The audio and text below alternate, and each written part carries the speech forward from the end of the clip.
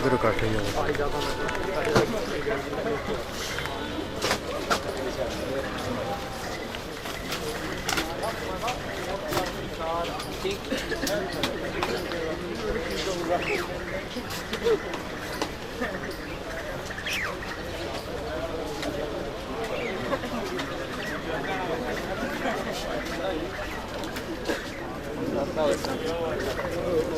ना ना कितना हो गया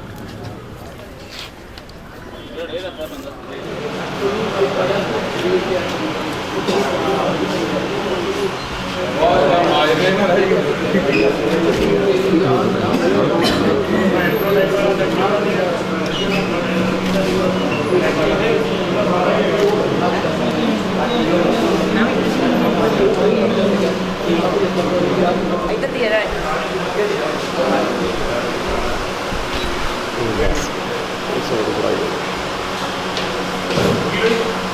हाँ जी सर, सामने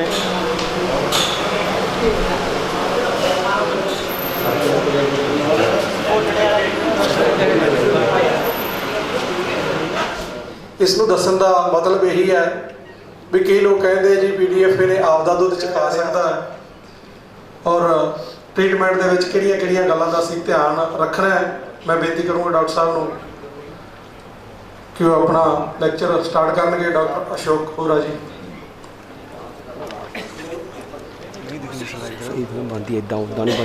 उसको थनैला रोग कहते हैं। और इसको आप कैसे पहचानोगे?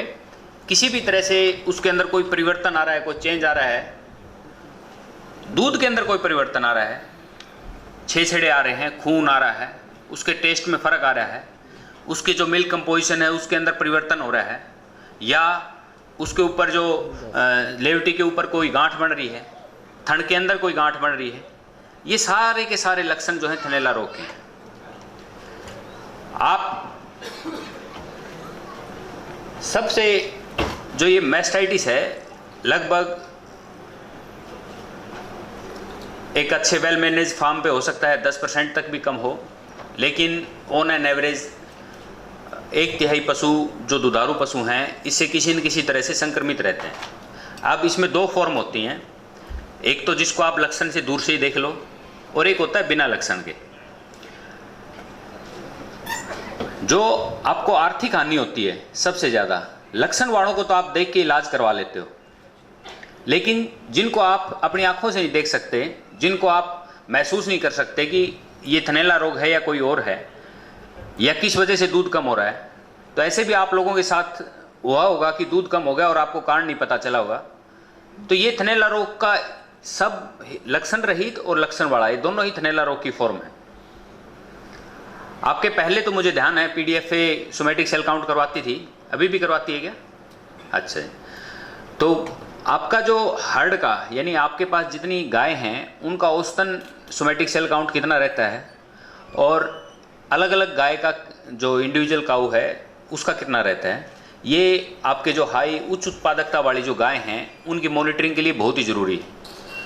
आपको पूरा थनैला रोग विकसित होने से पहले ही उसका पता चल जाए कि ये कुछ किसी तरह की मैस्टाइटिस से प्रभावित होने जा रही है या इसमें कोई इस तरह की संभावना है। अब 70% जो पशु हैं थनैला रोग से ग्रसित, चाहे वो लक्षण रहित हों या वो हों, उनमें जो आर्थिक नुकसान है सबसे ज़्यादा दूध की कमी की वजह से है, दूध कम हो जाता है। और अगर सही मतलब थनैला रोग पूरा विकसित हो रहा हो तो उसके इलाज के बाद भी उसकी रिकवरी वो नहीं होती जो थनैला रोग होने से पहले थी। और अलग अलग जो साइंटिस्ट हैं या यूनिवर्सिटीज़ हैं उन्होंने इसको एक प्रबंधन की बीमारी बताया है कि ये वो रोग है जिसको आप अच्छे ढंग से, हिंदी बोल रहा हूँ और आप पंजाबी जानते हो, मेरे को थोड़ी पंजाबी नहीं आती, मैं इसके लिए माफ़ी चाहता हूँ, लेकिन आप कोई भी अपना सवाल पंजाबी में पूछ लेना, मैं समझ जाऊँगा। अब ये बीमारी है, इसको किस किस चीज़ पे हम ये कहें कि बीमारी का जो 3 जो मुख्य हिस्से हैं वो क्यों होते हैं। एक तो हो गया जो पशु है उसकी वजह से, उसकी जो जिम्मेदारी बढ़ती है पशु की वजह से। एक इसके लिए जिम्मेदार हम कह सकते हैं जो संक्रामक जो कीटाणु है वो, और तीसरा है वातावरण। अब आपने पशु की जब बात करी तो पशु की खुद की रोगों को रोकने की क्षमता एक होती है, आपकी जो हर्ड है उसमें एचएफ की लॉन्गेविटी लाइफ की कितनी है, वो कितने ब्यात तक आपके पास रहती है, कितने ब्यात के बाद आप उसको निकालते हो। और अगर जर्सी के कंपैरिजन में आप करोगे तो जर्सी का कुछ अलग मिलेगा, देसी गायों का कुछ अलग मिलेगा। जो ज़्यादा दूध देने वाली होंगी, जो 50 लीटर 60 लीटर वाली, उनका अलग मिलेगा, क्योंकि जैसे जैसे उत्पादकता पशु की बढ़ती जाएगी उसके अंदर रोगों से लड़ने की क्षमता या उसके जो इम्यूनिटी है वो थोड़ी सी स्ट्रेस में आ जाती है। और इसलिए हम कहते हैं कि जैसे जैसे उत्पादन बढ़ेगा पशु के जो दूसरे ट्रेट हैं उनके साथ समझौता होना अपने आप शुरू हो जाता है, तो इसलिए उनको और भी ज़्यादा प्रबंधन की आवश्यकता हो जाती है। अब उसका पोषण कैसा हो रहा है, आपका जो बैलेंस, क्योंकि आप सारे साइंटिफिकली मैनेज करने वाले फार्मर हो, तो न्यूट्रिशन जो आप है सारा साइंटिफिकली कैलकुलेटेड देते हो, तो न्यूट्रिशन की वजह से स्ट्रेस मुझे नहीं लगता आपके हर्ड में आता होगा।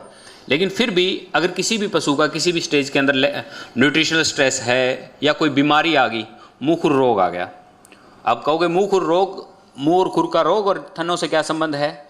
अगर जिस हर्ड में मुंह खुर रोग का आउटब्रेक हो गया तो उस हर्ड के अंदर मैस्टाइटिस के रोगों की संख्या, थनैला रोगों की संख्या 60 से 70% बढ़ जाएगी ऑटोमेटिकली, क्योंकि मुंह खुर रोग सिर्फ एक मुंह और खुर का लक्षण नहीं दिखाता, ये पशु की रोग प्रतिरोधक क्षमता के ऊपर बहुत ही बुरा प्रभाव डालता है।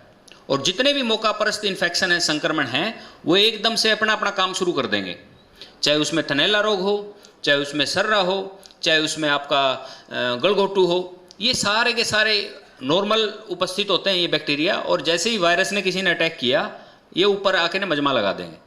तो ये थोड़ा सा आपको इसमें देखना है कि आपके जो हर्ड में किसी भी तरह का विषाणु रोग जो मैंने बताया है, एफएमडी है या कोई एपिवरल फीवर है, उसमें भी 3 डे सिकनेस है लेकिन एक बार इम्यूनिटी थोड़ी डाउन हो जाती है। तो ये इस टाइप की चीज़ें हैं। एक और जो मेजर जो कारण है, सूना जब होता है गाय का, वो कितना आसान है, क्या उसमें कोई डिफ़िकल्टी है, क्या कोई डिस्टोकिया है, क्या डिस्टोकिया के बाद में कोई रिटेंशन ऑफ प्लेसेंटा है, क्या कोई मेट्राइटिस है, या आपने किसी तरह की और जहाँ पर वो सुई है वो प्रॉपर साफ़ सुथरा एनवायरनमेंट नहीं था। तो अगर वो ब्याने के दौरान, सूने के दौरान अगर उसको कोई दिक्कत नहीं हुई है, बिल्कुल पीसफुली है, उसका आराम से उसका सुई है वो, तब इसकी थनैला रोग की या मैस्टाइटिस की संभावना कम हो जाती है। अगर उनको इनमें से कोई भी समस्या हुई है तो इस बात की दर बहुत ज़्यादा हो जाएगी कि वो थनैला रोग से संक्रमित हो जाए। पहले ही आपका पशु क्योंकि उच्च उत्पादन वाला है और उसके ऊपर ये दबाव बना रहेगा कि भाई वो जो मैस्टाइटिस का रोग है उसके संक्रमण उसकी चपेट में आ सकता है, तो ये आप अगर रिटेंशन ऑफ प्लेसेंटा, आप समझ गए, जेर अटकना, जेरी कहते हैं आपके भी, जेरी कहते हैं ना, तो डिस्ट्रोक बच्चा पलट गया या उसमें मेट्राइटिस हो गया यानी बच्चेदानी में मवाद होगी, तो सारा का सारा जो उसके पेशाब से सिक्रीशन आएगी वो अडर को अटैच होती हुई और वो थनों को संक्रमित करेगी। ये सारा का सारा कहते हैं, हमारे हरियाणा में कहते हैं जापा बिगड़ गया। आप अगर इसको कहोगे कि यानी कि जो ये सोने वाला समय है ना, इसका सारा स्वास्थ्य एक कंपोजिट है, इसको हम एक चीज़ से नहीं देख सकते। अगर वो सोने में कोई समस्या है वो एक नहीं है, वो आपकी गाय एक यूनिट है, उसका कोई भी सिस्टम प्रभावित होगा तो दूसरे सिस्टम पे असर डालेगा। और इसी तरह से क्योंकि उस वक्त वो उसका आहार जो लेने की क्षमता है वो भी कम होती है और साथ में ये जो इन्फेक्शन का जो एनवायरनमेंट है उसका हो जाएगा, तो थनैला रोग की दर बढ़ जाएगी। अब उसके बाद है कि आपके किस तरह की आप मैनेजमेंट आप कर रहे हो। आपके हर्ड में जो संक्रमण है वो ज़्यादातर कौन से ग्रुप की उससे संक्रमण आ रहा है? एक है कंटेजियस यानी संपर्क से फैलने वाला, और एक है वातावरण जनित। आपका अगर साफ सुथरा बिल्कुल एनवायरनमेंट है तो वहाँ पर वातावरण जनित थनैला रोग होने की संभावना बहुत कम है। हमारे पास एक मैस्टाइटिस का प्रोजेक्ट है, तो उसमें हमने देखा, हालांकि वो मज्ज के ऊपर था, तो जो स्मॉल होल्डिंग जिनकी छोटी है ना, जो छोटे किसान हैं जिनके पास 2, 4, 5 हैं, उनके पास से तो जो संक्रमण का केस आता है वो आता है वातावरण जनित का, और जिनके पास 30, 40, 50, 60, 100 हैं उनके पास आता है संपर्क वाला। ये उनके लिए दोनों का अलग अलग एक कंट्रोल का मैनेजमेंट की पॉलिसी हो सकती है, क्योंकि उनका जो रोग का कारण है वो अलग है और उनका अलग है। तो इसलिए आपको किस तरह का संक्रामक जो संक्रमण आपके हार्ट के अंदर है या आपके हार्ट के साइज के ऊपर, आपके हाउसिंग कैसी है उनकी उसके ऊपर, और क्या इनकी स्टेज है उसके ऊपर, इन कई सारी चीज़ों के ऊपर निर्भर करता है। जैसे एनवायरनमेंट का कह दिया, बेडिंग आप क्या यूज़ करते हैं, उसमें कितना जल्दी फ्रीक्वेंटली आप उसको बदलते हैं, ये सारे के सारे फैक्टर इस बात को निर्धारित करते हैं कि आपका पशु कितना थनैला रोग से बचा हुआ रहेगा। अब इसमें आप ये देखेंगे कि सबसे ज़्यादा इन्फेक्शन कब होता है, थनैला रोग सबसे ज़्यादा आप कब महसूस करते हो आपके पशुओं में आता है? आता है, गायों में नहीं आता। तो किस स्टेज पे आता है? जब पशु किस अवस्था में होता है, किन महीनों में सबसे ज़्यादा आता है? हाँ जी, क्या कह रहे हो? जुलाई अगस्त। लेकिन पशु की अवस्था क्या है उस वक्त? हाँ, बिल्कुल ठीक कहा आपने। फ्रेश काविंग, जब पशु सू रहा है, जब ताज़ा ब्याई हुई गायें हैं, मज्जा हैं, उनके अंदर सबसे ज़्यादा देखा गया है किसी भी अवस्था के तुलना में।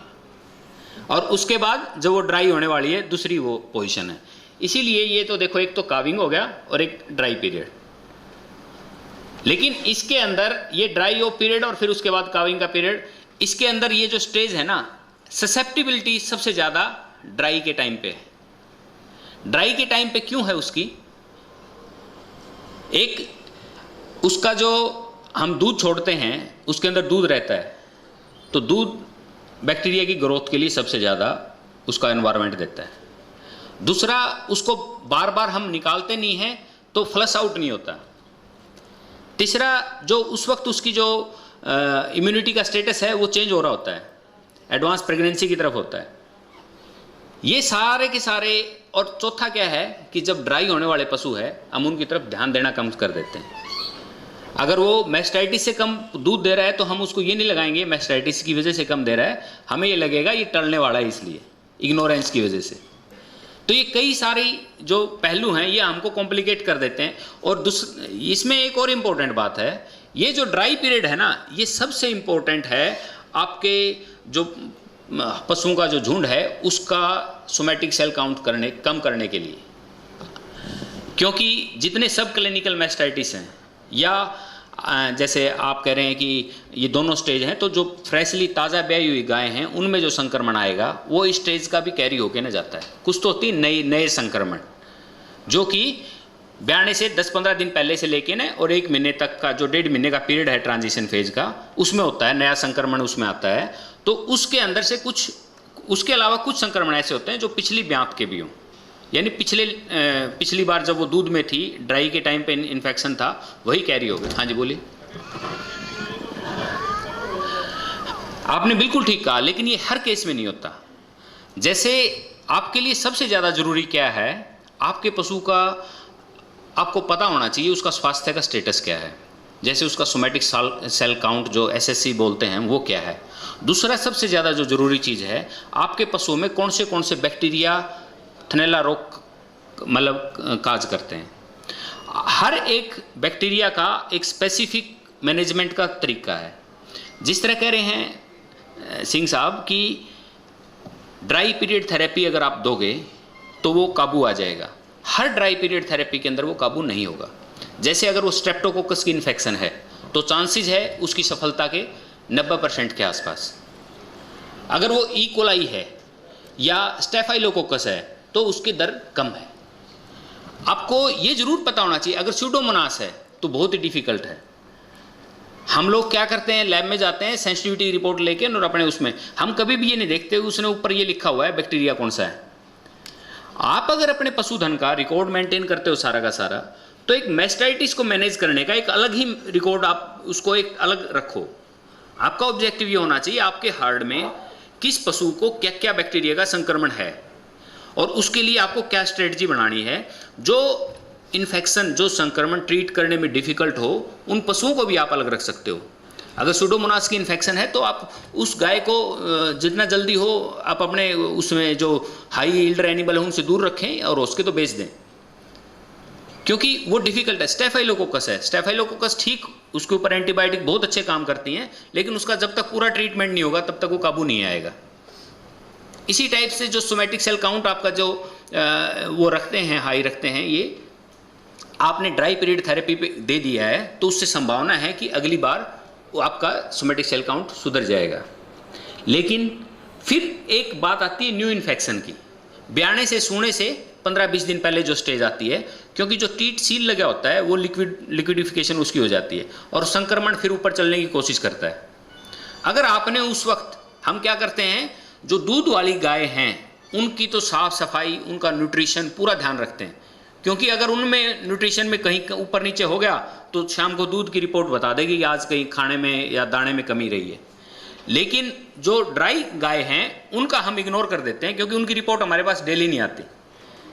क्यों नहीं आती? क्योंकि वो बैठने के बाद ही बताएगी इनका कैसा आपने ड्राई पीरियड मैनेज किया है, और तब तक नुकसान हो चुका होता है।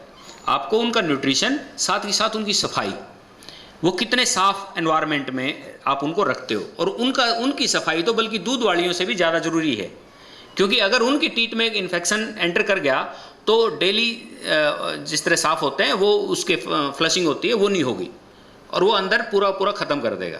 कई बार इसको हम क्वार्टर लॉस कहते हैं, टीट लॉस हो जाता है। ये सारे के सारे ड्राई पीरियड के जितने एनकाउंटर होते हैं उस वक्त होते हैं। तो इसलिए ड्राई पीरियड आपके मैस्टाइटिस की मैनेजमेंट के लिए बहुत ही इंपॉर्टेंट पीरियड है, इसको इग्नोर मत करें प्लीज़।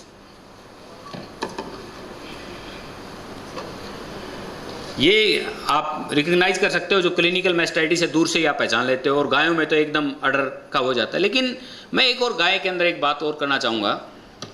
हम लोग जो गाय के अंदर अडर की जो शेप है वो बहुत कुछ डिटरमाइन करती है। अडर की शेप और जो स्ट्रेंथ है लिगामेंट्स की, वो अगर किसी तरह से कोई रप्चर हो गया है लिगामेंट का, सस्पेंसरी लिगामेंट का या साथ वाले दूसरे लिगामेंट का, तो लेवा बोलते हैं, लेवटी बोलते हैं, वो नीचे की तरफ आ जाती है। आपने देखा होगा जिसमें दोनों के दोनों थन अगर गाय के लेवटी के बाहर की तरफ होंगे तो इसका मतलब लिगामेंट के अंदर प्रॉब्लम है, लिगामेंट रप्चर हो गया उसका। तो हाँ जी, कुछ कह रहे हैं, कुछ पूछ रहा था कोई क्या? अच्छा, तो ये लिगामेंट रप्चर की संभावना एचएफ के अंदर तुलनात्मक रूप से ज़्यादा पाई गई है जर्सी की तुलना में। अगर आपके गाय का पिछले जो होक जॉइंट है उससे नीचे अडर का फ्लोर है तो संक्रमण की दर बढ़ जाएगी। जो आप जर्सी की तुलना में करेंगे तो एचएफ के अंदर अडर फ्लोर जो उसका जो एचएफ का जो अडर है वो नीचे की तरफ ज़्यादा रहता है और उसके ऊपर ज़्यादा प्रेशर रहता है। मैंने जो ऑब्जर्व किया, हो सकता है आपका एक्सपीरियंस थोड़ा सा अलग हो, क्योंकि उत्पादन ज़्यादा है, उसके अडर के ऊपर प्रेशर ज़्यादा है, उसकी इम्यूनिटी पे प्रेशर ज़्यादा है। अगर आपका लिगामेंट एनिमल का डिस्टर्ब्ड है तो आपको उसको स्पेशल केयर करनी पड़ेगी। अगर उसका जो फ्लोर और टीट के बीच में डिस्टेंस कम है तो उसको और स्पेशल ध्यान देना पड़ेगा। तो ये आपको थोड़ी सावधानियां उसमें लेनी पड़ेगी। ये मैंने आपको बताया था, जो क्लिनिकल मैस्टाइटिस की तो होगी जिसमें आप लक्षण पता चल जाते हैं दूर से, ये सब क्लिनिकल जिसको आप देख नहीं पाते। किसी भी तरह का दूध में चेंज, दूध की कमी होना, ये सब क्लिनिकल के लक्षण हैं। कुछ एक जो इन्फेक्शन है, जैसे मैंने बताया स्टैफ है, वो लंबे टाइम तक पूरे ब्यात के दौरान भी कभी ठीक हो जाएगा, कभी सोमैटिक सेल काउंट को ऊपर रखते हैं, कभी नीचे रखते हैं। ट्रीटमेंट आप दोगे तो ये आपको हमेशा स्ट्रगल करवाता रहता है। तो इसलिए आपको ये बहुत ही इम्पोर्टेंट है आपके लिए जानना कि ये अडर को नुकसान कैसे पहुंचाता है। आपका दूध जब एक बार नुकसान हो जाता है, जैसे ये आपने देखा जिसमें माइल्ड क्लिनिकल इन्फेक्शन है, उसमें जहाँ दूध बनता है बहुत ही कम, आपका जो जहाँ दूध बनने वाले ग्रंथियाँ हैं उनमें नुकसान कम है। लेकिन जिसमें सीवियर है, जिसमें बिल्कुल ख़त्म हो जाती हैं वो फिर बाद में उनकी रिकवरी नहीं होती, वो डैमेज हो चुके होते हैं। तो ये सारे के सारे रीज़न हैं जिसके बाद में फिर आपको वो गाय बेचनी पड़ती है या आपको अपने हर्ड से निकालनी पड़ती है। तो इसलिए इसका प्रबंधन आप जितना इंश्योर कर लोगे, क्योंकि किसी भी रोग को काबू करने के लिए सबसे ज़रूरी है वो होता कैसे है और वो किन परिस्थितियों से आप उनको अवॉइड कर सकते हो, ये जानना। अगर आपने ये कर लिया, क्योंकि मैस्टाइटिस एक मैनेजमेंटल प्रॉब्लम वेल रिकग्नाइज्ड है कि ये मैनेजमेंट से सुधारी जा सकती है, तो आप मैस्टाइटिस को काबू कर सकते हैं। अब सब क्लिनिकल मैस्टाइटिस बहुत ज़्यादा डिस्कस नहीं होती। सब क्लिनिकल मैस्टाइटिस का मतलब लक्षण रहित थनैला रोग बहुत ज़्यादा फोकस में नहीं रहता। क्यों नहीं रहता? क्योंकि हमें आंखों से दिखाई नहीं देता। ये एक जैसे टिप ऑफ द आइसबर्ग इसमें कहते हैं ना, जैसे बर्फ़ का टुकड़ा ऐसे पानी में तैर रहा हो तो उसकी एक नोक दिखाई देगी, लेकिन वास्तव में उस नीचे का जो साइज़ है बहुत बड़ा होता है। इसी टाइप से जो सब क्लिनिकल मैस्टाइटिस है, जितनी हमको दिखाई दे रही होती है जो मैस्टाइटिस है, उससे कई गुना ज़्यादा सब क्लिनिकल मैस्टाइटिस होती है। और जो जितना